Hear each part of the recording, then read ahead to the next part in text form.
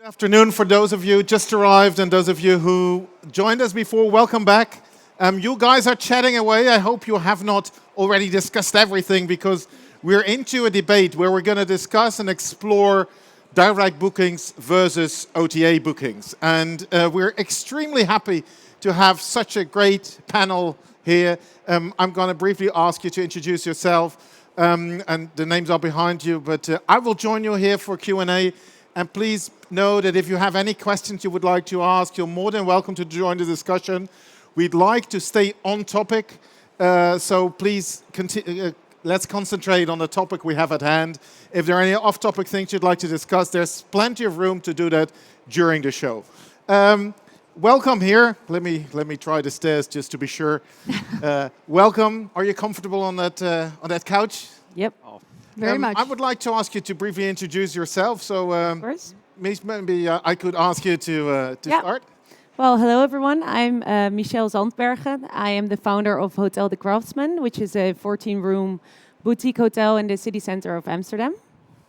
Yeah. Yeah, I was going to say you're the only current hotelier on this stage. Yep. But that's only partly true because I happen to know that your neighbor runs a tiny but very beautiful hotel as a side business. But let's not spoil what you're going to say. So, Patrick, would you please introduce yourself? And maybe, sorry, I will interrupt you before you get a chance to speak because I was going to introduce you as the owner and founder, a co-owner and founder of hoteliers.com.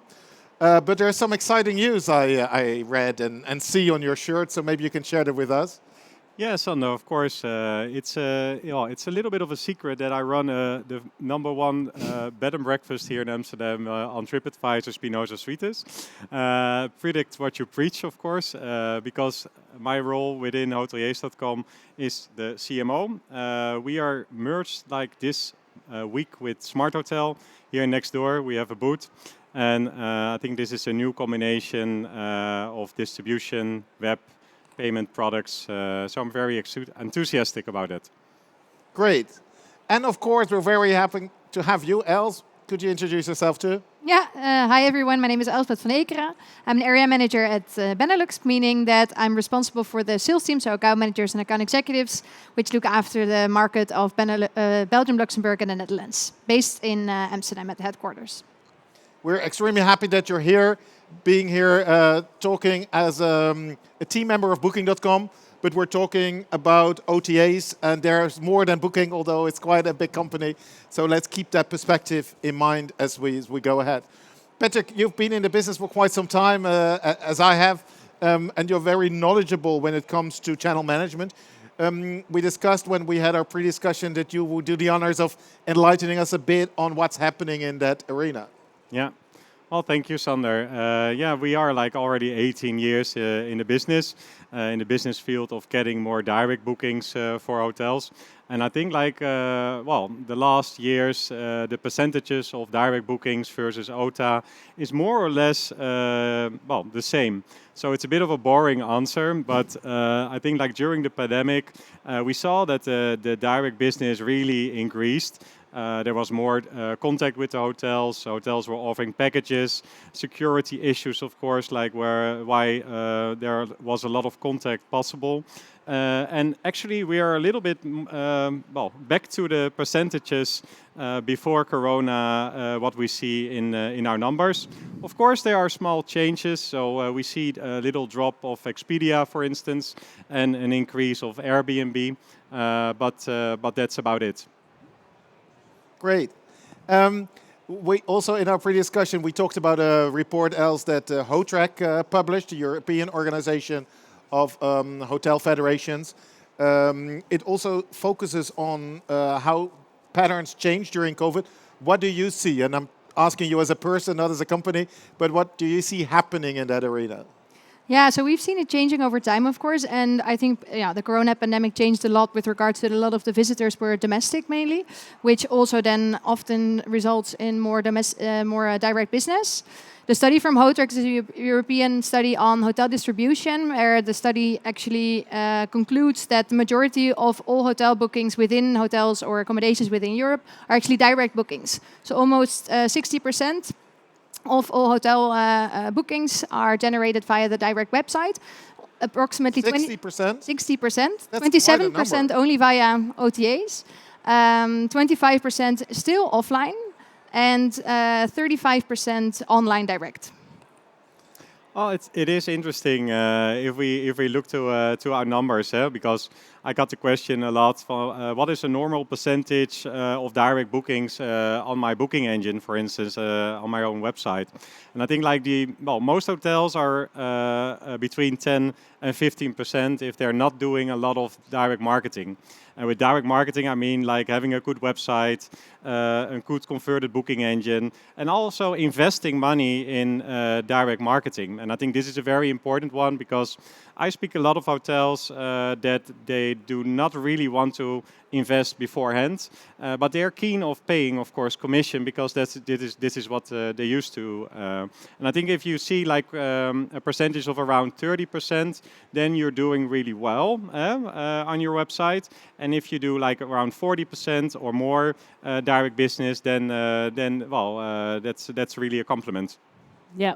I think that's a compliment for you, right, Michelle? Well, I think we did 65 percentage of direct bookings. But indeed, we invested a lot of in direct marketing, Instagram, but also the hotel website, the booking engine. From the start, we started in 2019. I'm the new generation hotelier. So that's what I grew up with, Instagram. That's where we search for places to go. So it was only natural for us to invest in this, but I think it pays off. So, yeah. Yeah, you're a great representative of this new generation of hoteliers. You started your own hotel a couple of years ago. You told me it was quite a steep learning curve. Yeah. And one of the challenges you had to overcome is how to find the right balance in the different channels. Can you take us a bit on that journey and how you got to where you are today? Well, I think starting in a hotel, you really need OTAs. I think a lot of people think that hoteliers and OTAs are enemies, but this is not the case. I think you cannot start a hotel without being present on these websites, Booking, Expedia, countless of them.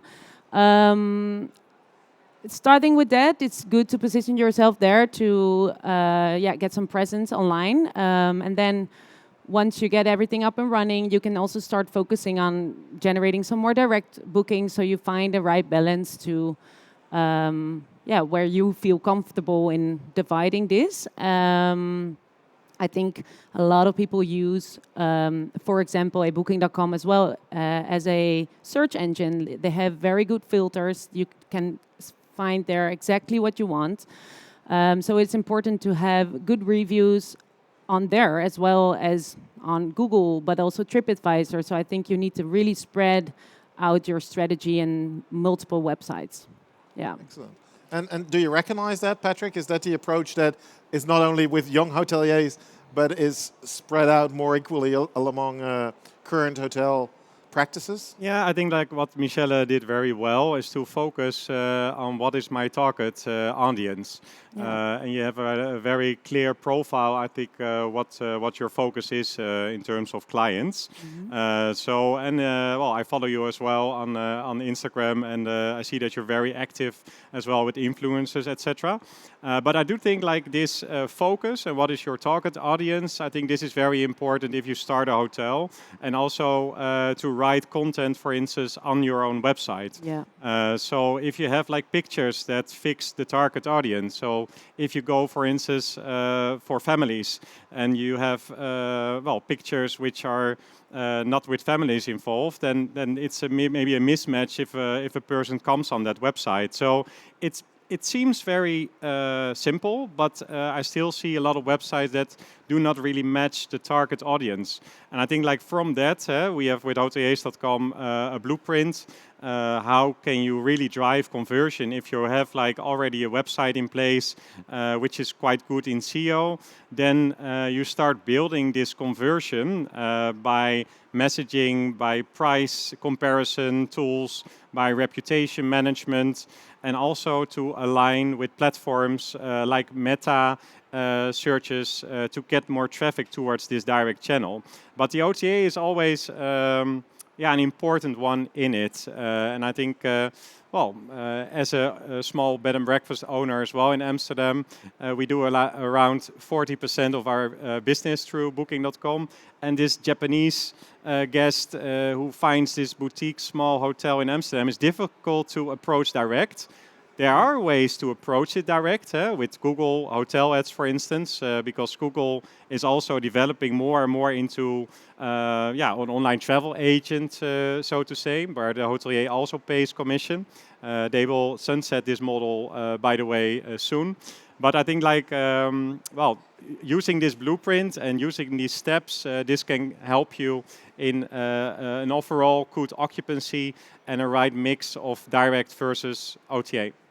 And I think we had a bit of a positive discussion before, or like when preparing for the panel, where we also concluded a bit, it's not maybe versus the OTA versus direct bookings, because I think we also concluded that it's often end-end. And there's, you're talking a bit about the right mix. I found that when you asked me, Sander, what do you think is the right mix? Didn't really have a clear answer on this, as I don't think there is a right mix, because it can differ per hotel, per property, per person. And I think it's up to you to decide as well what your mix should be. And I think you've made a very clear direction and really follow through on your approach there. But I think OTAs can definitely help in providing the bookings on the moments where you really need them, for risk, on a risk-free moment, or for a risk-free. In a risk-free way, and indeed attracting those customers from the countries where you would not immediately have reach to. Yeah, and that resonates quite clearly among the three of you. It's not so much OTA versus direct bookings. It's an and it's about a mix. But let's explore that a bit more. If I understand correctly, Els, you just said that only 27% out of all bookings worldwide are made through OTA platforms. Europe. And that's for Europe. Yeah.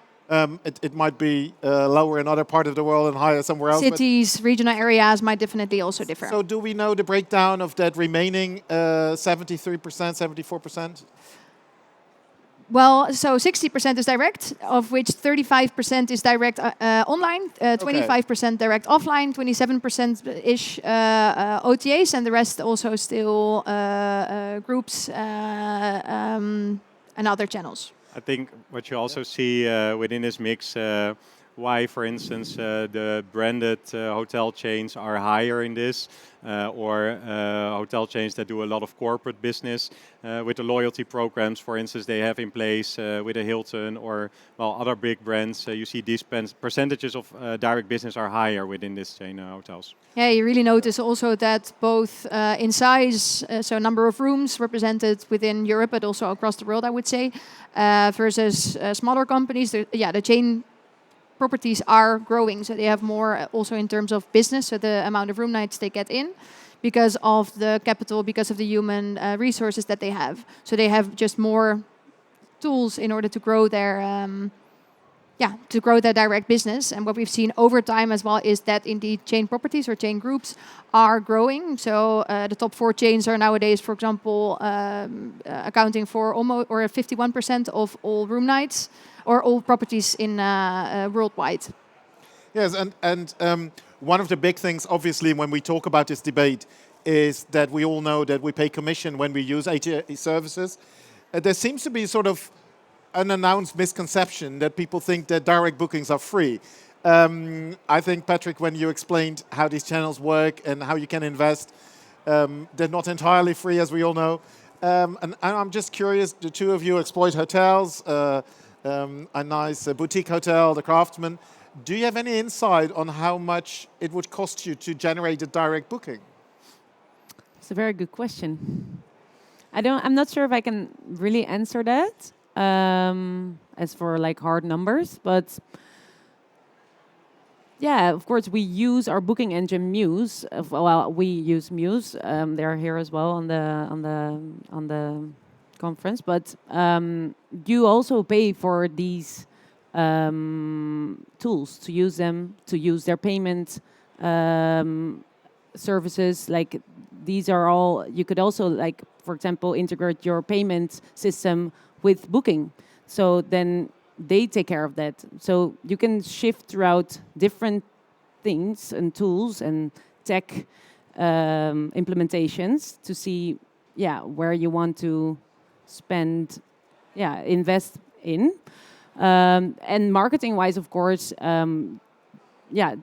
taking in all these direct reservations, it also costs money to, I think like, I follow always Mirai, which is a blog platform, which is very interesting, I think, and they do a lot of comparison with the OTAs and direct. And what I read there is that the OTAs are investing around 40 to 50% of their commission income back into marketing. And that the direct business is only 5% of the booking invested. Those are numbers they present, but I do feel also from the conversations I have or the spend I see with clients of OTAs.com an equal percentage. But it's I think direct business. I think the important thing to invest in it is to have control, to have control over your inventory, into your guest data. These are elements which are very essential, I think, like to grow your business. And I think like also when you work with the OTA, try to figure out how I can also have like this guest data, for instance, within my PMS, so I can enrich my CRM system to actually get these repeaters directly the second time. This is always like an approach we try to help hoteliers with. But the first time, like be happy to pay this commission. And Booking.com, for instance, does the same. You're also trying to get people within the app of Booking.com to not to pay Google the commission actually to get this traffic, but to create brand loyalty. And I think this is the same independent hotels should do. And also to look at Booking.com, what they are doing. Try to copy it in your own way, to personalize it and to get this direct contact, because I think still the most important thing with the OTA is the direct contact. Why are people booking direct? Well, that they can connect to the hotelier itself without a party in between. Yeah, I think it's a very clear point of view. And what's interesting is that you say you can copy the behavior of the OTAs and learn from them. I would think that when OTAs started to pop up, I would say around 25 years ago, the ideal situation for many hotels after a few years of working with OTAs was, can we get rid of them? Can we find a way around them? Can we go back to 100% direct bookings? If we could create that situation, would you, Michelle, like to have 100% direct bookings? Or what would you miss if you would have that and would not work with OTAs? Well, I think it's not really relevant anymore. Looking at when people look for a hotel, they use the internet, they use OTAs, they use this search engine, what I mentioned before as well, to find their perfect place, what exactly fits their needs. I think it will be interesting to see how, for example, artificial intelligence is going to play into this situation. Maybe change the whole search engines, or maybe find even a better fit for your needs. But honestly, 100% direct reservations, I don't see it. No, and I think as well that you also made a relevant point on where direct and OTAs play a different role, maybe, because indeed there are also studies not conducted by us, but external studies that show that properties which own or have a proper direct website, so an own website, as well as are connected to any OTA, have a way higher revenue than properties only, for example, on own website.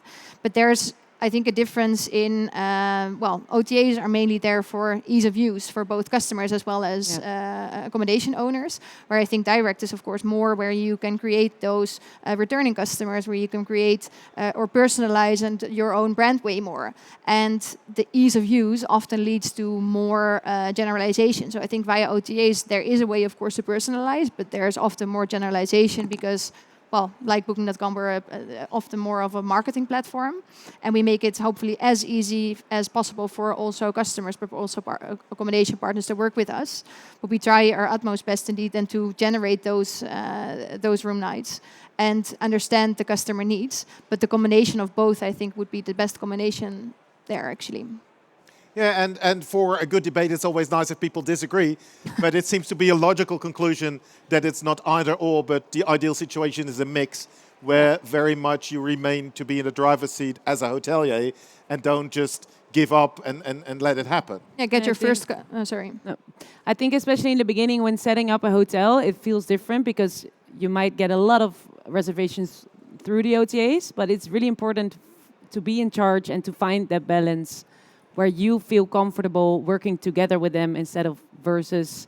And that's where I am at this point. So I'm really happy about it. But a few years ago, I wouldn't think I would be sitting here together with Booking.com talking about, Because your initial idea was, I need to have as much direction as I can. Yeah, but you also need each other for marketing purposes and Yeah, and make sure that you get your first customer via an OTA, but then to provide the service Exactly. and the contact, and What you make said. sure that you get the contact details of the guest as soon. Well, to make sure that that guest does come a second time. We've recently in January and February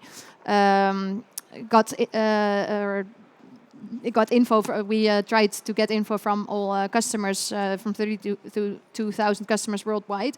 And this morning results came out, and almost 67% of all global customers mentioned that they would like to go back to a hotel a second time. So use that opportunity as a hotel to, well, get your customer in via an OTA, but then make sure to convert them for a second visit, as people are open to doing so via your... Which I think is also what Patrick hinted on when he said, it's not so much about direct or indirect, it's how you own the distribution, how you own the data, and how you are in contact with that booking guest. And how you manage to get grip on the cost per channel. I think like it would be very interesting to see, of course, like what you're spending per channel and what your return is. And well, some hotels are very good in this, and there are systems for it in place also to use this. But yeah, and I think like, well, to come back to the question, you know, like now, for instance, guests always need a platform to orientate, I guess, and they choose the best fit or the best platform. And for instance, Google is an interesting one because they are enriching their search as well, becoming more with filters, OTA, and we'll see like where, well, maybe a chat functionalities goes to, that you get actually already a result based on what you're asking in AI. And I'm very curious because it's not really transparent where the data comes from, how this development will come, and how, for instance, the direct website will play as a role in this total. Yeah, I think, and Michelle mentioned it as well, AI is taking the world by storm. We see it developing and becoming part of our daily operations, I would say almost on a daily basis, literally. We're talking now about generative AI. We're trying to get a grip on it for independent hoteliers. It's quite a big thing to swallow because it's quite complicated to get to understand it. Let's explore it a bit more. We're currently very much focused on search engines, and they lead us to OTAs, and OTAs in their strategies try to capture our business on their apps. What do you see happening in the future? Do you have any thoughts on where this may go? I know your particular OTA is working on a connected trip. Can you take us a bit on that journey? Yeah, so personally, I think people are, and me myself included, will become even lazier in searching around for what where we would actually like to travel to. So people want to have it on the minute and immediately when searching for something. So I think this will increase. We ourselves as a company are working towards indeed the connected trip, like you mentioned. So we make sure that our mission is to make it easier for everyone to experience the world, which does not only include accommodations, but also flights, car rentals, attractions, etc. To make it sure that we take friction out of the travel experience from a guest. So in that, indeed, we use customer data, but we're also trying to use generative AI to make it as simple as possible for people to make decisions when traveling. So we've also recently launched the AI trip planner in US only, which indeed makes it possible for guests to either search for a specific or type in what they would like to have, where we suggest help in the trip of finding the right thing they want to travel towards. Could you give an example of how that would work? What type of question would they ask, and how would the system deal with it differently from a search engine? Yeah, so for now, actually, our front end is really based upon I want to. The question is only asked, where do you like to? Would you like to travel to? And you could only answer, for example, Amsterdam or Utrecht or whatever, and then we show accommodations in Amsterdam. This chat function would entail that you can say, I would like to go to a sunny destination. The AI trip planner could answer in what continent, how far would you like to travel. You could say, I would like more family-friendly location with a lot of nature, with a lot of animals, so to say, and the trip planner would help you along. Instead of only really, well, I think now we're far further down in the funnel when making a decision on where to travel to. You've already made the decision where you want to go to, and then you use Booking.com. In the future, we're moving more towards to, okay, I have a certain, I have a week off, and I want to use that week, but I'm not really sure yet how or what, and then we would like to support in finding that location. Yeah, and Patrick, you also spoke about it already in your previous answer, and you mentioned the point that it's unclear how advertising is going to work, how AdWords are going to work in a system like that, because currently when people do searches, it's heavily influenced the results by these commercial mechanisms. Is there any view on how this will work on AI? Will a small hotel like your own or that of Michelle ever surface in such a system?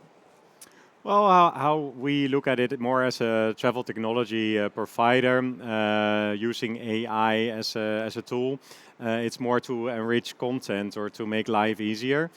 So you have like systems in place. If you have ChatGPT, for instance, it's an open API, and you can enrich this content as well with your own content. So if you have like a more specialized API with all this content, you can extract the right answers from it. So there are systems in place. If you have the backend, for instance, of your website, that you say, okay, I want a text about the Veluwe with bike routes close by, and I want now like a post on Instagram, LinkedIn, etc.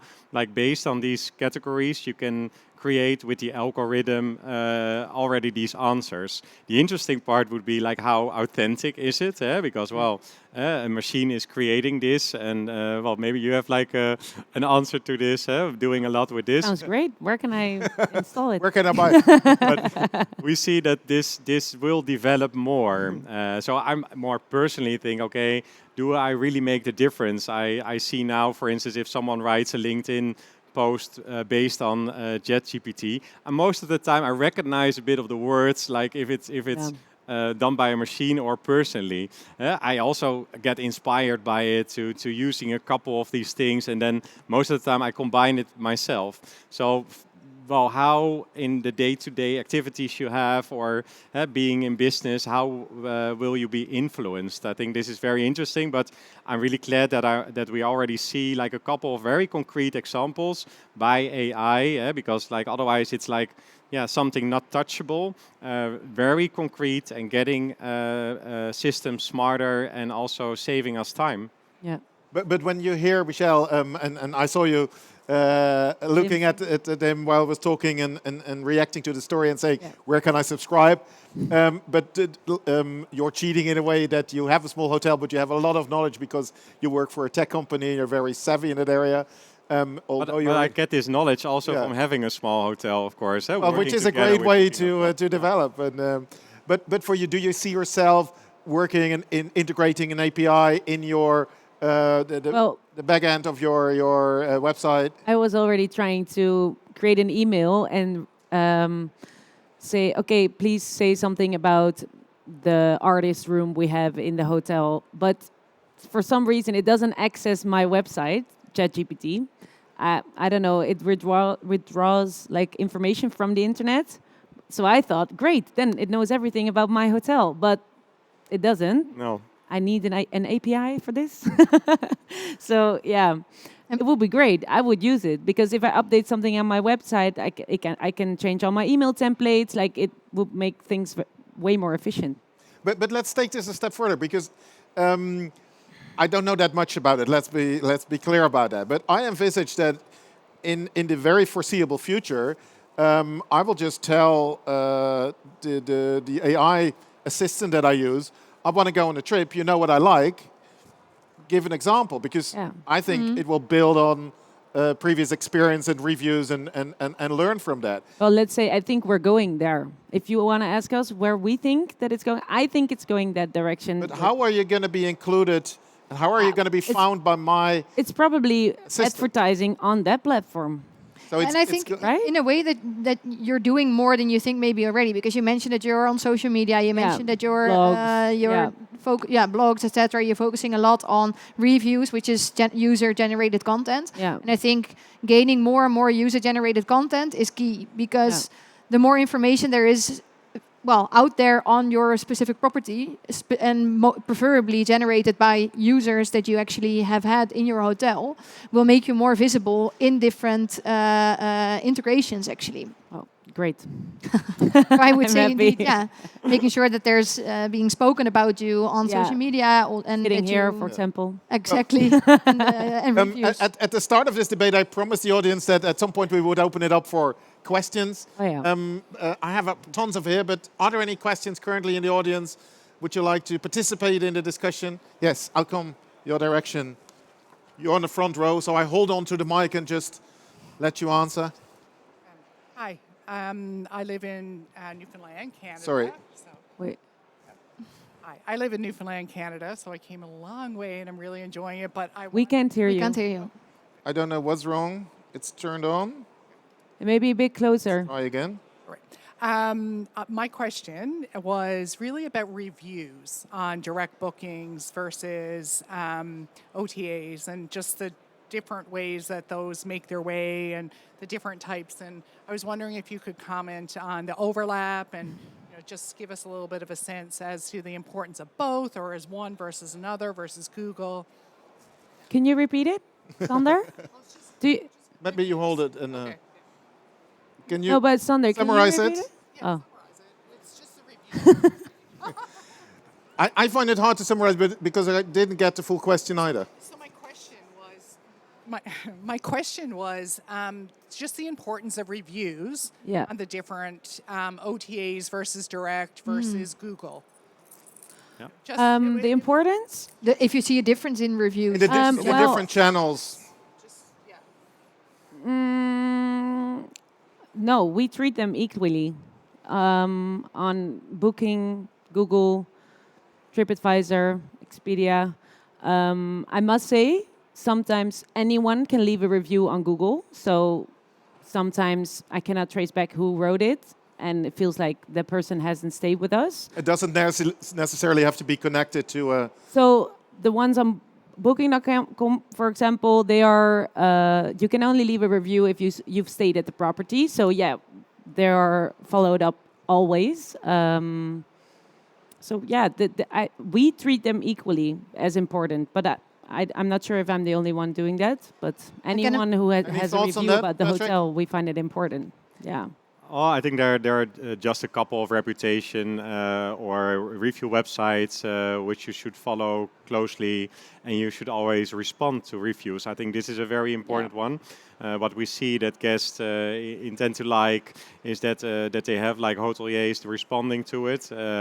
Also, you can use it as a hotelier to highlight nice elements of your hotel itself. Marketing-wise, yeah. Marketing-wise, that for certain target groups, it is very important. Yeah. I like the element of Booking.com that it's really closed. Of course, with Google, you have to verify as well your account, but still, it's not like 100% covered and sure that it's actually the person that stayed at the hotel that wrote it. But yeah, these are things of reputation that are important. And I can imagine as well that it could differ per channel, because there's also cultural differences sometimes in reviews. So there are cultures which tend to give really higher reviews than other cultures. Dutch people, to be honest, are quite critical. So this is also something to look into, and to potentially, if you want to increase certain or your reviews, there's also ways of attracting certain countries, for example, and to also increase your review scores there. Yeah, and it's going to be interesting to learn how AI-based systems will use reviews and how they will balance the different scores and if they're able to filter out any white noise that is included in open channels. To my experience, like the US and the UK are very, very positive always in reviews highlighting this. So as a hotelier, it's most of the time your favorite target audience writing. So make sure it's not about direct bookings or OTAs, it's about getting the right cultural demographic in there to get the high reviews. Any other questions for our panel? I see a question here, I'll come to you later. Thank you. Out of genuine interest, and that would be a question for Michelle. You said after everything is set up, you start with your marketing investment, marketing actions to drive booking direct. From all, I understand that it's a mix of different actions that gave you the results. A bit closer. I can hear it. Yeah. Is there a specific marketing action that you can recommend that you say, okay, that one was the one that worked the most, that I got most return of investment of? Yeah, I think Thank you. I studied hospitality management and I did my research on how to generate most direct bookings. So in this research, I found out how to set up my own website and how to what potential guests find important, what kind of pictures are important, guest expectation, how much information am I going to put on the website. So I really threw myself into this. And the social media channels, you can also do that organically. You don't have to pay for ads. You can just start up your account and you don't have to invest a lot in that, but you can start it up for free. So I started with that, and the website was the most important investment to make it very smooth. Also the booking process, your emails, like your whole guest journey online before you come to the hotel. Your first moment in touch is already where the experience with the hotel starts for the guests. So yeah, I think it's a website. The website is the key point of entry. There was another question here. Thank you.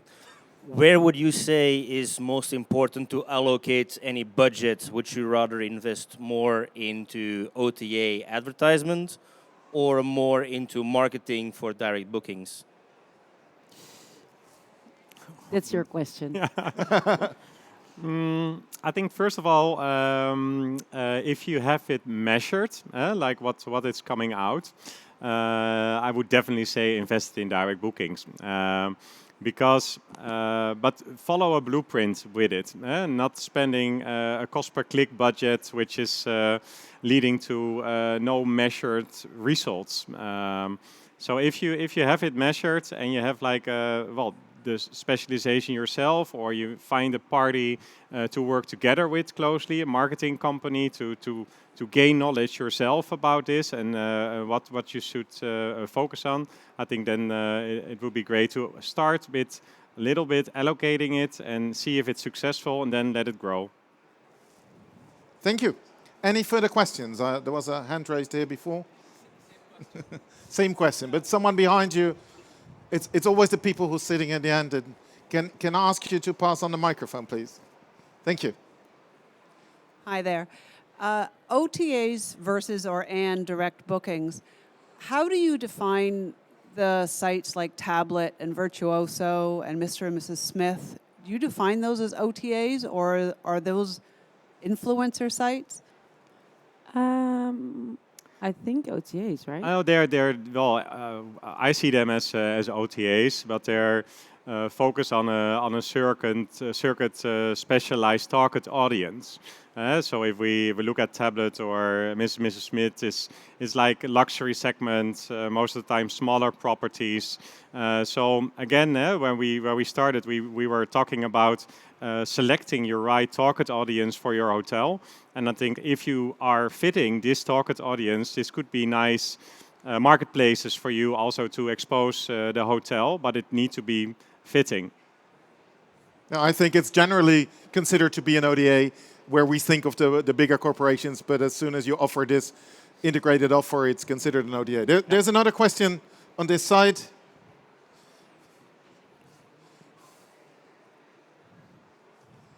Hello. Hi, guys. So retaining guests through direct channels, like, is that an utmost priority?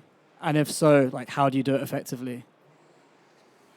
Well, Directions? is it to me? Retaining guests, but through the direct channel. So the guests originally came on from an OTA.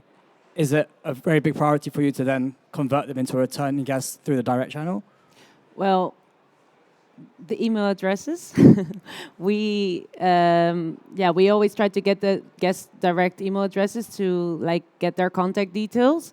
And with me, we have a specific concept where we have 14 differently designed rooms, which comes in handy because people really want to come back to stay in all the different types of rooms. But it is really important. And this year I wanted to also try and see the whole email marketing scene, what that is about.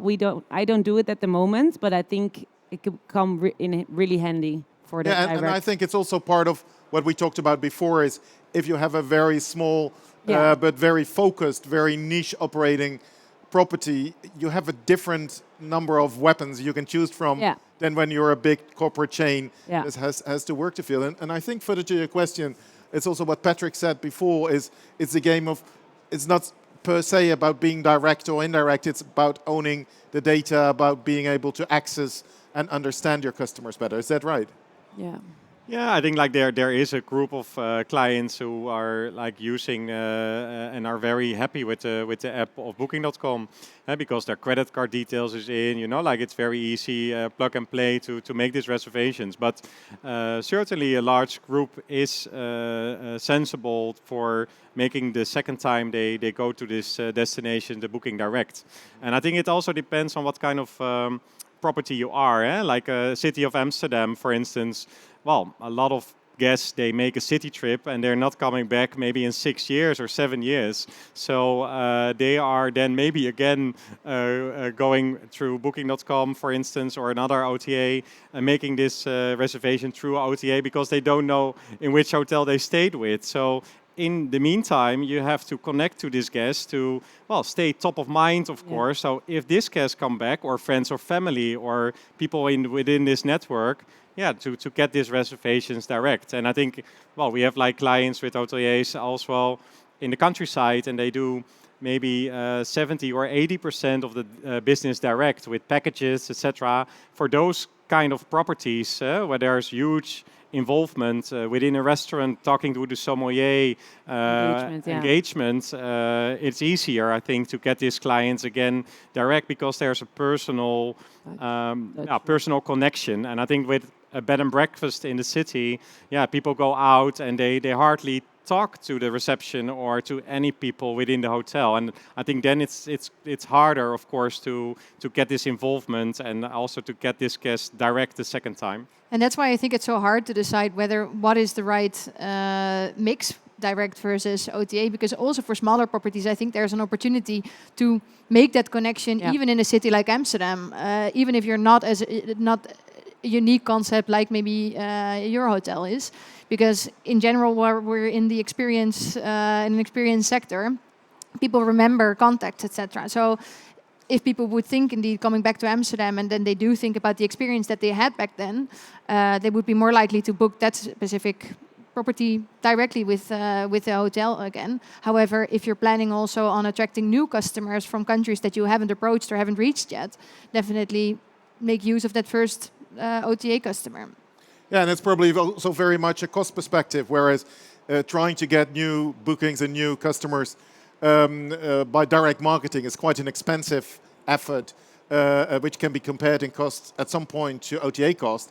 But retaining an existing customer is probably a much cheaper channel if you do it the right way. Are there any last questions before we close the discussion? If not, I'm not sure if everybody's fed up with us or whether you have been very clear. I'd like to think the last one. What I heard quite clearly from listening to you is that it's not so much a debate of two opposites. It's very much a mix. It's nice to see that because I'm quite sure, I've been in the industry for some time, if we would have this debate 10 years ago, it would be very much towards let's have, as a hotelier, as many individual direct bookings as you can, and let's get rid of the OTAs. And we seem to have moved on to a situation where we find each other and live together in an ecosystem, which we together have to build with the new forces of AI and other new technology. Thank you very much, dear panel, for sharing your thoughts. Please help me with a big applause in thanking Michelle Zandbergen, Patrick Brandt, and Elsbeth van Eekeren. Thank you very much.